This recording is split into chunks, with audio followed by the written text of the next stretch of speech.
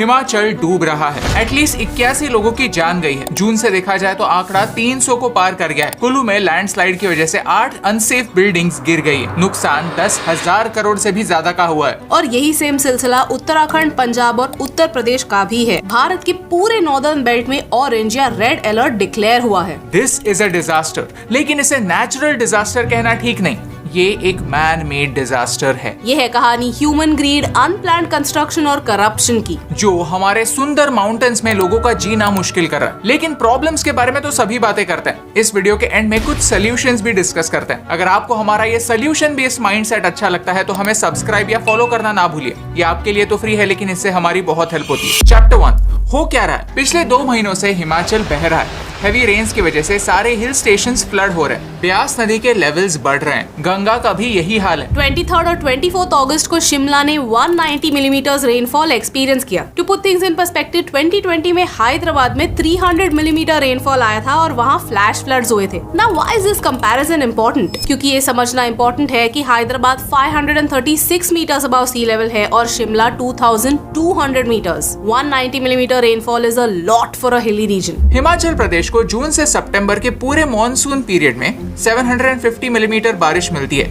जो spread out हो जाती है। लेकिन इस साल बारिश जून एंड में शुरू हुई, अराउंड 24 जून, और तब से लेकर अब तक ऑलरेडी हिमाचल में 794 मिलीमीटर की बारिश हो चुकी है, यानी 39% एक्स्ट्रा। अब तक 300 से ज्यादा लोगों ने अपनी जानें गंवाई है। 1000 से ज्यादा बिल्डिंग्स बह गए हैं और हर हफ्ते एक नई रेड अलर्ट आ रही है। इस हैवी रेनफॉल की वजह से ऐसा लग रहा है कि पूरा स्टेट बह जा रहा है। कंटिन्यूस लैंडस्लाइड्स की वजह से सारे हिल स्टेशंस में बिल्डिंग्स बह रहे हैं, रास्ते टूट रहे हैं, पेड़ उजड़ रहे हैं, कई व्हीकल्स रास्तों पर स्ट्रैंडेड हैं। बलड रिवर के स्वेलिंग की वजह से बड्डी में एक ब्रिज टूट गई है, जिसने हरियाणा और चंडीगढ़ से स्टेट की कनेक्टिविटी को अफेक्ट किया है। सोशल मीडिया पर वीडियोस वायरल हो रहे हैं, जहां बिल्डिंग्स एक चुटकी में कोलैप्स होते दिख रहे हैं। IMD ने तो उत्तराखंड में भी रेड अलर्ट डिक्लेयर किया, क्योंकि क्लाउड बर्स्ट की संभावना उत्तराखंड में भी है। In fact heavy rains northern belt से लेकर सिक्किम तक प्रेडिक्टेड। चैप्टर 2 डेवलपमेंट की हैवी प्राइस। इकोनॉमी और एनवायरनमेंट हमेशा एक रोप के 2 एंड्स पर पाए जाते हैं। लगता है हमेशा हमें इन दोनों में से किसी एक को चूज करना पड़ेगा। एनवायरनमेंट को फेवर किया तो इकोनॉमी सफर करेगी, और इकोनॉमी को फेवर किया तो एनवायरनमेंट का नुकसान होगा, जो अल्टीमेटली हमें ही भुगतना पड़ेगा। फ्लड्स, फॉरेस्ट फायर्स और अर्थक्वेक्स के रूप में। चलिए समझते हैं कि फ्लड्स के मैन मेड रीजंस क्या है। पहला रीजन है हाइड्रो पावर प्रोजेक्ट्स। आज इस रीजन में 168 हाइड्रो पावर प्रोजेक्ट्स हैं, जो in total 10,848 megawatt electricity produce करते हैं। एस्टिमेट है कि 2030 तक 1000 से ज्यादा हाइड्रो पावर प्रोजेक्ट्स कमीशन होंगे, जिनसे ये कैपेसिटी 12,000 मेगावाट तक बढ़ जाएगी। इलेक्ट्रिसिटी जरूरी तो है, लेकिन इससे नदियों का नेचुरल फ्लो डिस्टर्ब हो जाता है। बड़ी नदियां छोटी हो जाती है, नैरो हो जाती हैं। प्लस इस वीडियो को देखिए, हाई रेनफॉल के समय डैम पर प्रेशर आता है, जिनसे डैम ओवरफ्लो होकर अलग अलग एरियाज में फ्लडिंग के चांसेस बढ़ते हैं। हिमाचल के केस में देखा जाए तो ये वीडियो बनाते समय भाखड़ा डैम में 1624 फीट पानी भरा है और उसकी कैपेसिटी है 1680 फीट। पोंग डैम में 1360 फीट पानी है और उसकी कैपेसिटी है 1390 फीट। रंजीत सागर डैम में 1712 पानी भरा है और कैपेसिटी है 1731 फीट। जरा सोचिए, अगर ये डैम्स ओवरफ्लो हो जाएंगे तो क्या होगा? दूसरा रीजन है रोड वाइडनिंग। जियोलॉजिकल डिपार्टमेंट का मानना है कि रोड वाइडनिंग की प्रोसेस में माउंटेन एरियाज के रॉक्स लूज हो जाते हैं। जियोलॉजिस्ट कहते हैं कि वर्टिकल कटिंग की वजह से स्लोप्स और स्टीप हो रहे हैं। रोड वाइडनिंग के समय जहां एंगल 30 से 45 डिग्री तक होना चाहिए था, वो कहीं कहीं 60 डिग्री से भी ज्यादा है, और यही सिलसिला पिछले कई डेकेड से चलता है। रोड वाइडनिंग के समय कॉन्ट्रैक्टर्स कुछ और करते हैं जो डायरेक्टली फ्लडिंग में कंट्रीब्यूट करता है। रास्ते बनाते समय माउंटेन्स को तोड़ना पड़ता है। एक्सप्लोजन्स, ब्लास्ट या फिर मैन्युअल लेबर से लूज रॉक्स और मिट्टी जमा होती है। इन्हें डेब्री कहते हैं। इन डेब्री को लैंडफिल में डंप करने के लिए मेहनत लगती है एंड मोस्ट इम्पोर्टेंटली पैसे लगते हैं। करप्शन और शेयर लेजीनेस की वजह से कॉन्ट्रैक्टर्स इन डेब्री को नदियों में डंप करते हैं। इससे नदी का स्तर बढ़ जाता है एंड जब नदी का लेवल बढ़ जाता है तब बारिश के मौसम में हैवी रेनफॉल वो नदी बेयर नहीं कर सकती और उसके लेवल्स डेंजरस लेवल्स तक बढ़ जाते हैं, विच कॉजेस फ्लडिंग। हिमालयाज में रास्ते बनाते समय कंस्ट्रक्शन का काम फास्ट करने के बजाय एनवायरनमेंट को ध्यान देकर कंस्ट्रक्शन करना ज्यादा इंपॉर्टेंट होता है। यहाँ हमें ये समझना जरूरी है कि हिमालयाज यंग माउंटेन्स है जो अभी भी ग्रो हो रहे हैं। यहाँ की मिट्टी लूज है और इस वजह से स्टेबिलिटी नहीं है। हिमालय की हाइट हर साल बढ़ती है। एज ए रिजल्ट ये एरिया हाई साइस्मिक जोन में आता है, जिससे अर्थक्वेक के चांसेस काफी बढ़ते हैं। हम यूरोपियन मैनर में यहाँ कंस्ट्रक्शन नहीं कर सकते। जियोलॉजिस्ट मानते हैं कि यहाँ पर होने वाला सारा रोड कंस्ट्रक्शन अनसाइंटिफिक था, लेकिन NHAI ने इन सारे एलिगेशंस को बेसलेस कहा है। सच कौन कह रहा है, ये प्रॉपर इन्वेस्टिगेशन के बगैर सामने नहीं आएगा। ओवर टूरिज्म भी एक मेजर रीजन है। हिमाचल प्रदेश कई सालों से एक टूरिज्म हॉटस्पॉट है और ये इमेज लोगों के मन में इम्प्रिंट हो चुका है। हिमाचल लोगों को अच्छा लगता है, that is great, but mountains इतने सारे लोगों को केटर नहीं कर सकते। हर साल करोड़ों टूरिस्ट हिमाचल जाते हैं। 2022 में टूरिस्ट अराइवल 62% बढ़े टू 1.5 करोड़ टूरिस्ट। ये सिर्फ डोमेस्टिक टूरिस्ट है, फॉरेन टूरिस्ट का नंबर अलग है। अराउंड 3.5 लाख फॉरेन टूरिस्ट हर साल हिमाचल आते हैं। इन सारे टूरिस्ट को फैसिलिटीज प्रोवाइड करने के लिए होटल्स बनते हैं, रास्ते बनते हैं, लेकिन प्रॉब्लम ये है कि ये सारे फैसिलिटीज अनप्लान्ड वे में बनते हैं। इन्हीं टूरिस्ट को सर्व करने के लिए माउंटेन्स के एज पे या रिवर बैंक्स पे होटल्स बनते हैं। इन टूरिस्ट की वजह से होने वाला पोल्यूशन, उन्होंने प्रोड्यूस किया हुआ वेस्ट, इन पर कोई भी ठोस पॉलिसी एक्शन नहीं ली गई। ऑन दी अदर हैंड हमें वीडियोस दिखते हैं जहां लोग वेस्ट को नदियों में फेंक रहे हैं। चैप्टर 3,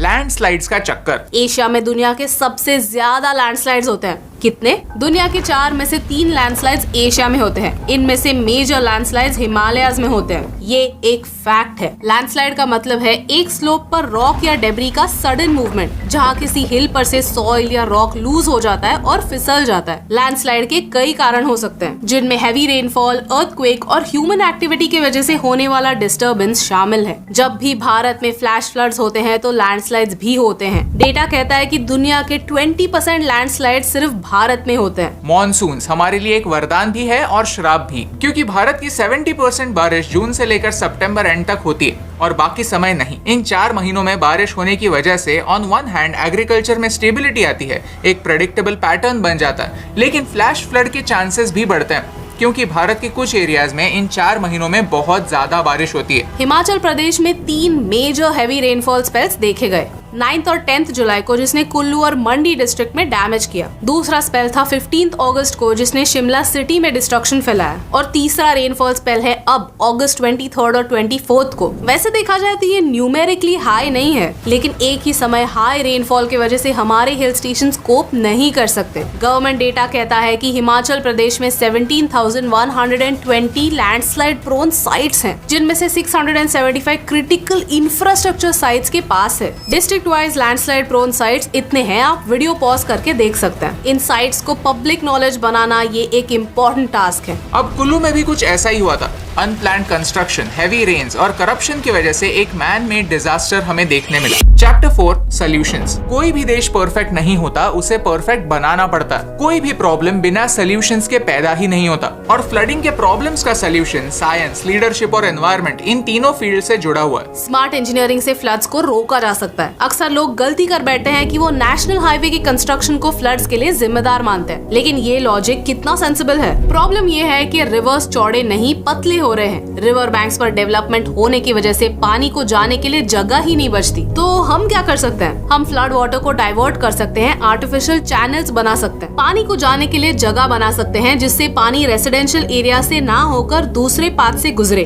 और फिर आगे जाकर वापस नदी में मिल जाए। हमें डैम्स बनाने होंगे। क्या बकवास। चैप्टर 2 में तो हमने ही कहा था कि डैम्स बनाने की वजह से फ्लड्स के चांसेस बढ़ते हैं, तो डैम्स एक सोल्यूशन कैसे हो सकता है? अक्सर भारत में डैम्स इलेक्ट्रिसिटी जनरेट करने के लिए या फिर पानी को स्टोर करने के लिए ही बनते हैं, लेकिन फ्लड्स को रोकने के लिए भी डैम्स बनाए जा सकते हैं, जो यूजुअली एम्प्टी रहते हैं, सिर्फ फ्लड्स के समय भरते हैं, फिर उनसे पानी धीरे धीरे नदियों में छोड़ा जाता है। इनसे पानी का वॉल्यूम कम नहीं होता, लेकिन टाइम बढ़ जाता है। सेम पानी धीरे धीरे नदियों को मिलता है, तो फ्लड्स को कंट्रोल किया जा सकता है। दूसरा सोल्यूशन है लीडरशिप। अक्सर हम देखते हैं कि रिवर साइड पर होटल्स, बंगलोज और रेस्टोरेंट्स बनते हैं। ये नदियों के साइड की एरियाज प्रीमियम एरियाज के तौर पर बेची जाती है, और बिल्डर्स भी करप्ट म्युनिसिपल ऑफिसर्स को पैसा खिलाकर इन प्रोजेक्ट्स को पास करवा ही लेते हैं। हम नेचर को कंक्रीट के जंगल बना रहे हैं। अगर म्युनिसिपल ऑफिसर करप्ट ना हो तो कई बिल्डर्स ड्रेनेज के प्लान्स और प्रिकॉशंस को मंजूर कर देते हैं, लेकिन कॉस्ट बचाने के चक्कर में प्रोजेक्ट बनाते समय प्रिकॉशंस को इग्नोर कर देते हैं। बाद में कोई फॉलो अप नहीं होता,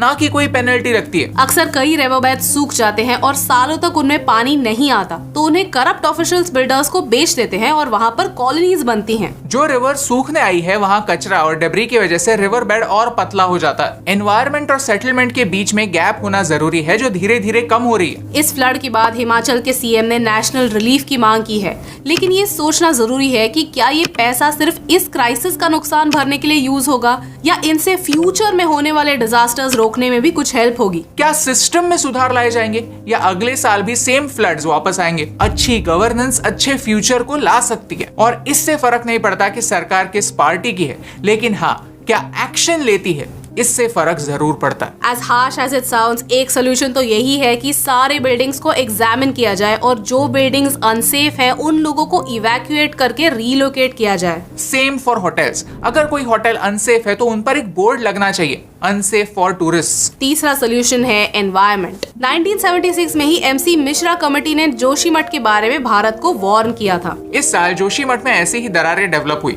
और अभी भी 12,000 करोड़ के प्रोजेक्ट्स जोशीमठ के इर्द गिर्द डेवलप हो रहे हैं। हमें एनवायरमेंट की वार्निंग साइंस को सीरियसली लेना ही होगा। Unfortunately Himalayan regions climate change के इम्पैक्ट ज्यादा फील करेंगे, क्योंकि स्नोफॉल मेल्टिंग से उन्हें पानी की समस्या होगी। At the same time landslides, cloud burst की वजह से नेचुरल डिजास्टर्स के नंबर्स भी बढ़ेंगे। इट इज इम्पोर्टेंट कि हम क्लाइमेट चेंज को एक नेशनल रिस्पॉन्सिबिलिटी समझे और हर वो स्टेप ले जिससे हम इस प्रॉब्लम को एड्रेस कर पाए। एक सोल्यूशन ऐसा भी है जो आप एज अ टूरिस्ट अप्लाई कर सकते हैं। अगर आप माउंटेन्स में जा रहे हैं तो आपकी अर्बन सिटी लाइफस्टाइल वहाँ पर ना लेकर जाए, क्योंकि आपका कचरा आपकी जिम्मेदारी है। इनके अलावा हमने अर्बन फ्लडिंग यानी देश के सिटीज में होने वाले फ्लड्स के बारे में भी एक वीडियो बनाया हुआ है, जो आप यहाँ पर देख सकते हैं। अगर आपको इस वीडियो से वैल्यू मिली तो इस इन्फॉर्मेशन को अपने दोस्तों के साथ शेयर कीजिए, क्योंकि फ्लड्स हर साल होते हैं और हर साल हमारी मीडिया और हमारी सरकार रोते हैं, लेकिन सॉल्यूशंस पर बात कोई नहीं करता, उन्हें इम्प्लीमेंट कोई नहीं करता, और यही इंपॉर्टेंट बदलाव लाने से मुझे